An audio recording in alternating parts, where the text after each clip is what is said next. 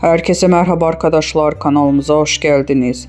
Mert Ramazan Demir ve Afra Saraçoğlu ayrılık iddialarına net bir şekilde cevap verdi.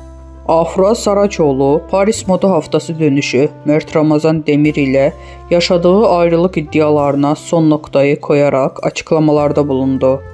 Ünlü oyuncu Afra Saraçoğlu, Paris Moda Haftası'ndan döndükten sonra İstanbul Havalimanı'nda gazetecilerin açıklamalarında bulundu.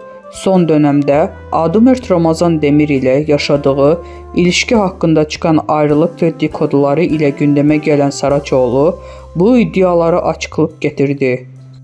Gazetecilerin özel hayatıyla ilgili sorularına da açık yüreklilikle cevap veren Afra Saraçoğlu, Mert Ramazan Demir ile olan ilişkisini sona erdiğini şu sözlerle duyurdu. "Artık bitti ve gitti" dedi. Bu açıklamasıyla ayrılık iddialarına son noktaya koyan Saraçoğlu, hayranlarını ve medya dünyasını şaşırtmadı.